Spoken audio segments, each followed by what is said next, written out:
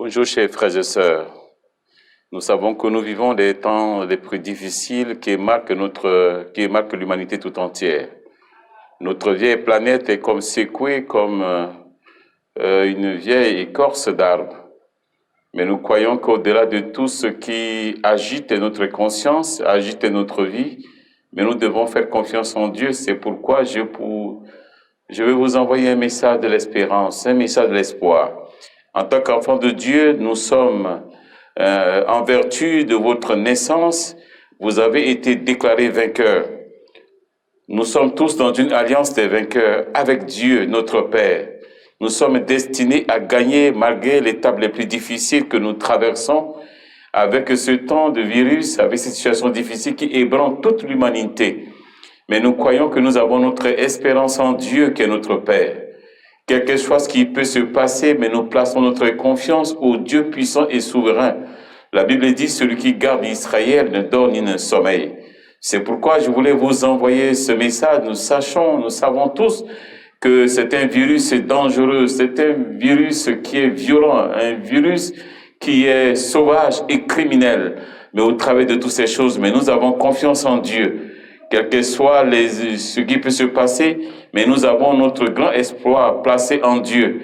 Quel que soit le degré de votre limite, quel que soit le degré de votre situation, et qui fait peur à l'humanité tout entière. C'est comme si le monde est comme arrêté, mais nous, en tant qu'enfants de Dieu, nous avons l'espérance en Dieu. Eh bien, nous voyons dans la parole de Dieu, quand les enfants d'Israël étaient dans l'esclavage de Pharaon, il était question qu'ils puissent sortir, aller vers la terre promise, où Dieu avait des meilleurs projets pour son peuple. Mais je peux vous rassurer que quelles que soient les situations qui se passent, mais Dieu a un meilleur projet pour notre nation. Dieu a un meilleur projet pour chaque ville. Dieu a un meilleur projet pour les nations qui sont ébranlées. C'est comme si l'humanité s'est arrêtée, mais Dieu a un dernier mot pour nous donner de l'espoir. Et Israël était dans une situation de confusion totale, ne savait quoi faire. Ils avaient l'espérance placée en Dieu souverain et puissant. Mais Pharaon les retenait dans l'esclavage. Il était question que le joug de Pharaon soit brisé et que les enfants d'Israël puissent partir. C'était dans des conditions extrêmement difficiles pendant 430 ans de l'esclavage. C'était difficile, il y avait la peur, la promesse de Dieu était là, mais ils ne savaient pas exactement quand la délivrance va s'opérer. Mais nous croyons en tant qu'enfants de Dieu que malgré les situations les plus difficiles, avec ce virus sauvage et criminel, mais il y a une délivrance pour son peuple qui crie vers lui. La Bible dit quand un malheureux crie, le Seigneur l'écoute et le délivre de toute sa détresse. L'humanité crie, l'humanité est dans l'embarras, dans l'angoisse totale. L'humanité est complètement désemparée. Mais dans cette situation, gardons le calme et la confiance en notre Dieu. Alors Israël était dans une situation difficile, ne savait quoi faire, mais ils avaient confiance en Dieu. Ils avaient confiance au Dieu d'Israël. Le Dieu de notre promesse, il est réel, il est Dieu. C'est lui qui contrôle toutes choses. C'est lui qui dit le dernier mot. Il est le maître du temps et des circonstances, nous dit la parole de Dieu. Alors, quand nous lisons la parole de Dieu, le message de ce matin, quand je verrai le sang et je passerai. Alors Dieu dit à Moïse, alors rassemble les enfants d'Israël. Eh bien, vous allez prendre des agneaux dans Exode au chapitre 12. Eh bien, nous pouvons lire simplement du verset 3 jusqu'au verset 12 de Genèse, de Exode au chapitre 12. Eh bien, Moïse a rassemblé tous les enfants d'Israël. Il fallait trouver une clé de la délivrance, une clé de la protection, la clé du salut, la clé pour les introduire dans leur destinée était là. C'était le sang. Eh bien, Dieu dit à Moïse, eh bien, tu rassembles les enfants d'Israël. Eh bien, vous allez prendre un agneau sans défaut corporel. Et vous allez l'immoler entre les deux soirs. Avant que l'agneau ne soit immolé, vous allez garder quelque part pendant 14 jours. Et nous voyons que dans d'autres nations, il y a 14 jours de confinement. Dans d'autres nations, il y a 15 jours de confinement. Et nous voyons que notre Jésus-Christ, l'agneau principal, il est là. Il n'a pas de temps, il n'a pas d'âge, il n'a pas de limite, il n'a pas de jour de confinement.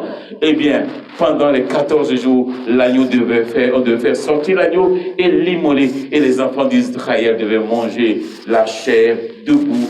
Eh bien, les saints, leur ceinture sainte, pour qu'ils marquent également leur délivrance.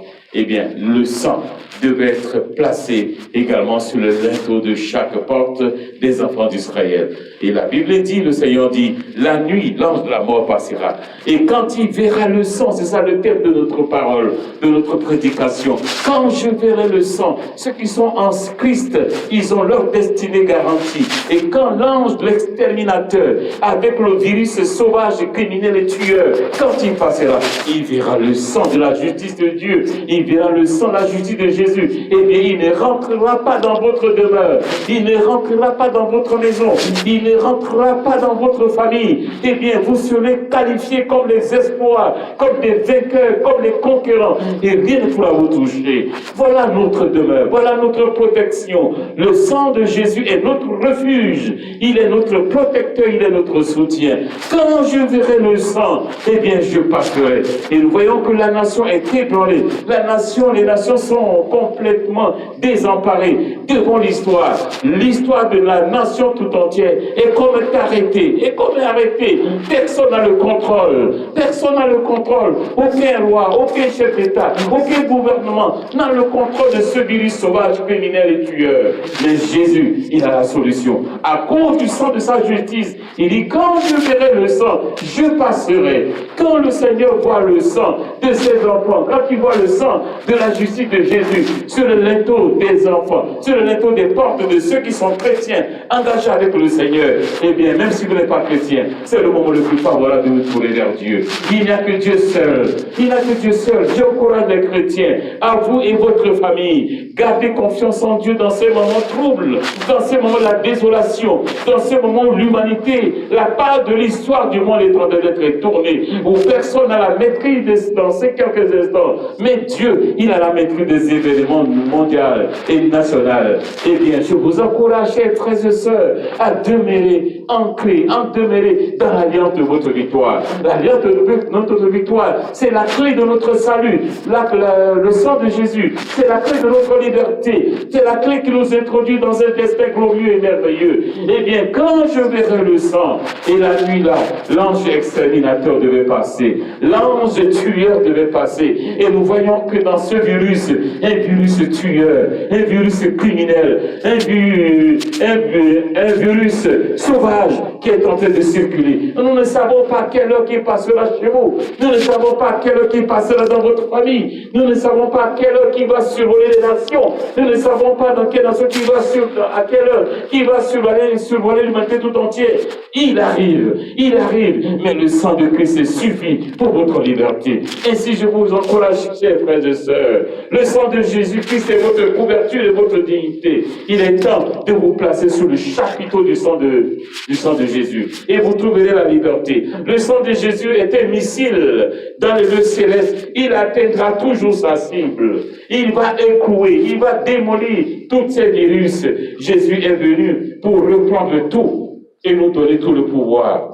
Reprendre tout dans la main de l'ennemi et donner tout le pouvoir à ses enfants. Jésus-Christ, il est notre force par excellence. Il est notre force par excellence. C'est pourquoi je vous encourage, en tant que champion, en tant que fils de Dieu, affirmez votre supériorité, affirmez votre vocation, affirmez votre engagement en Christ, que votre alliance demeure à jamais. En Christ, le sang de Jésus-Christ est la provision divine pour la liberté de tout homme. Le sang de Jésus est la provision divine pour votre liberté. Pouvez vous promener librement. Et quand le sang de Christ est là, tu ne craindras ni la terreur qui vole le jour, ni les pestes qui frappera en après-midi. Et nous garderons tous confiance en Dieu. Le sang de Jésus réduit l'opposition au silence. Le sang de Jésus est capable de réduire l'opposition de coronavirus en silence. Nous le croyons.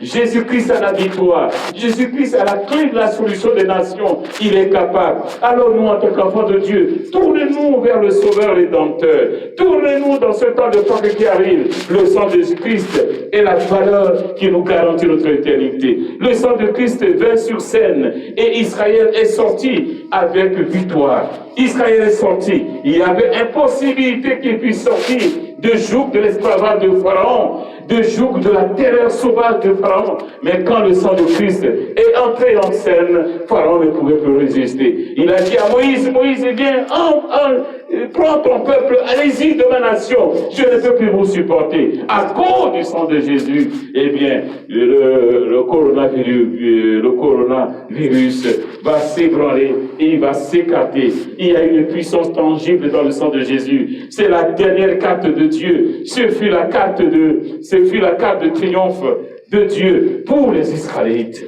Il n'y avait pas d'autre solution. Et quand la solution est là, Jésus-Christ s'engage. Jésus-Christ, il y a la solution la plus parfaite et toute. Et je vous engage, chers frères, là où vous êtes, vous qui me suivez partout dans le monde, partout dans les différentes nations, Jésus-Christ est la solution pour l'humanité. Et quand je verrai le sang, je partirai.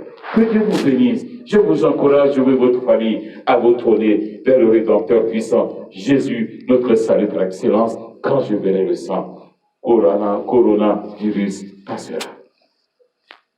Grâce à votre engagement en demeurant dans l'alliance de Dieu, eh bien, le sang de Christ, je vous appelle, je vous convie, là où vous êtes dans les différentes nations, vous qui me suivez, à vous retrouver sous le chapiteau du sang de Christ. Alors, quand il verra le sang, coronavirus passera. Que Dieu vous bénisse, que votre famille soit bénie et protégée par Dieu. J'aimerais prier un instant avec vous.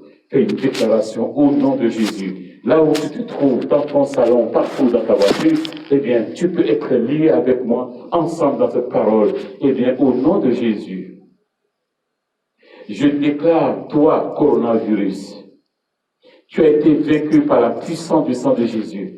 La Bible dit, ils l'ont vaincu dans Apocalypse chapitre 12, ils l'ont vaincu à cause du sang de Jésus. Le sang de Jésus a une valeur pour notre éternité. C'est pourquoi, coronavirus, vous êtes vaincu maintenant au nom de Jésus. Tu ne rentreras pas dans ma famille.